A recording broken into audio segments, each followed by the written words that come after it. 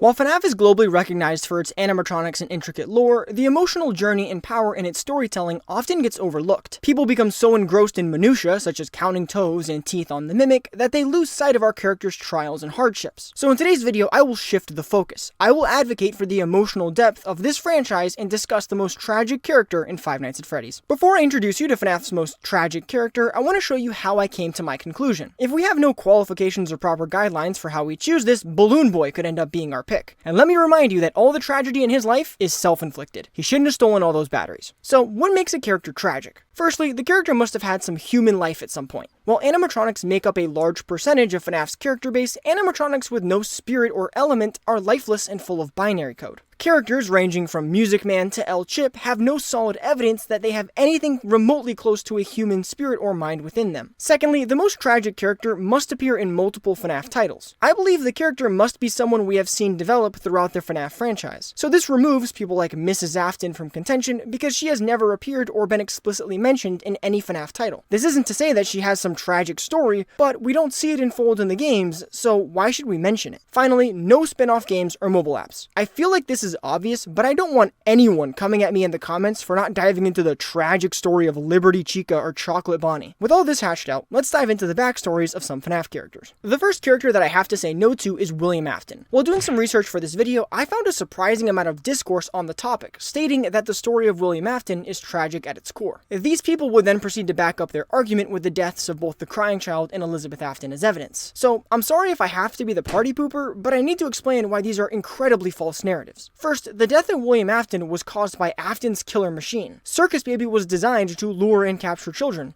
Unfortunately for Elizabeth, the animatronic did its job a little too well and she got caught in the middle. Also, William's job as a parent is to watch over his daughter and protect her. For example, I used to grab lit candles when I was little. It drove my parents crazy, but they tried their hardest to keep me safe and prevent me from seriously hurting myself. William Afton had the same responsibility toward his daughter, to keep her safe from the murder bot that he built. Circus Baby can even recall the room and the number of children in the room when Elizabeth was there. I would always count the children.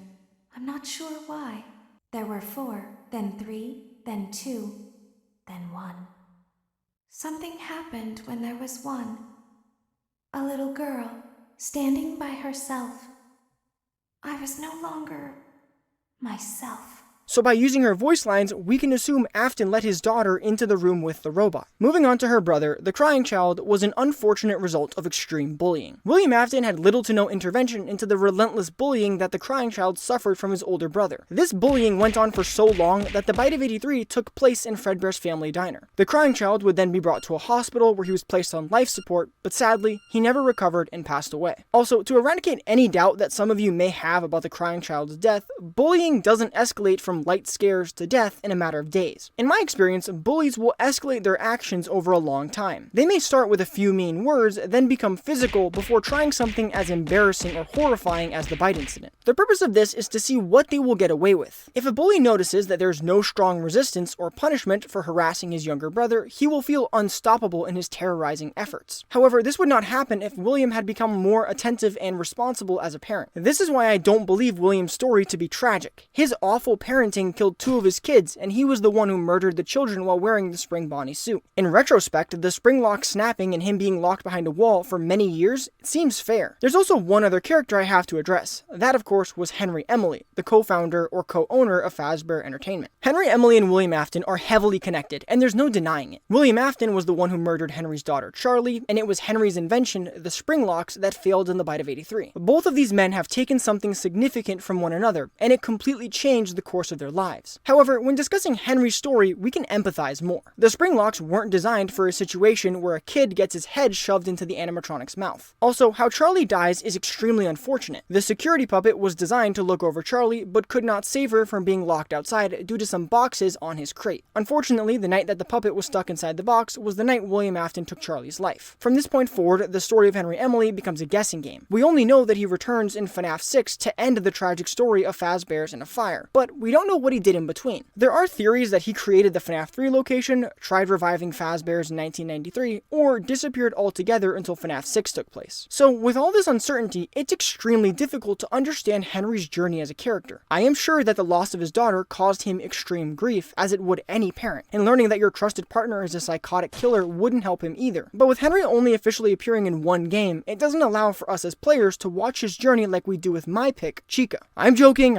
my pick is Michael Afton. I already hear some of you clicking your keyboard angrily in the comment section, saying everything that happened to Michael was deserved. All I'm asking is that you hear me out, because I have some points that will change your mind. Firstly, where does Michael Afton's story begin? The first time we see him is in Five Nights at Freddy's 4 while he's bullying his younger brother. Reading the dialogue from the crying child, we learn that this is a common occurrence and that Michael isn't a lovely brother. Now, there aren't many details in the games concerning the Afton kids and their upbringing. However, there's a story in the Fazbear Fright's 4th book named Step Closer, which focuses on two brothers dealing with their parents' divorce. Pete, the older brother, has to babysit and watch over his younger brother Chuck. In a planned coincidence, Chuck is extremely terrified of Foxy, and Pete knows this. So he tries to take his brother to the back of the restaurant where Foxy is to scare him. The rest of the story isn't essential, but the parallels are. Michael Afton may be a bully toward his younger brother as a way of lashing out. If you don't believe me, let's use logic and reason here. Michael is the oldest of the Afton children. He has a younger sister named Elizabeth, and then the crying child, whose name we still haven't confirmed. We know that William has a strong connection with his daughter, Elizabeth, and out of all the Afton children, it's the one we hear him interact with the most. After some of the sister location nights, you can hear what is assumed to be Elizabeth asking her father why she can't play with Circus Baby. Sadly, due to his incompetence, Elizabeth ends up being murdered by Circus Baby and possesses the robot. Now, looking at the crying child, we know he ends up with a fatal injury during the bite of 83. But even before his death, while Michael is picking on him, there isn't much communication between the crying child and his father. We can only assume that the iconic line of "I will put you back together" is a promise from William. If you want to stretch it, you can say that the Freddy plush that the child speaks with is William because we see it in the sister location bunker. However, that opens a whole other can of confusion that we aren't ready for. Now, let's look at Michael Afton's interactions with his father. Michael gets scooped out by Ennard because he listens to his dad and checks where his sister is. He might be the night guard in FNAF 3 trying to burn William. Michael may be experiencing FNAF 4-like nightmares because of his father's experiments with illusion discs or nightmare gas, the evidence for this being that Michael draws Nightmare Fredbear in the security logbook. And Mike is also part of an elaborate plot to build a fake Freddy's Pizzeria to lure back animatronics and burn everything. Looking through this record, these two Afton men never seem to get along. However, there has to have been some relationship at some point. Michael responds to his father's call to look for a sister and even says he put her back together. Even more interesting is this line: "They were all there. They didn't recognize me at first. Then, they thought I was you." Hold on.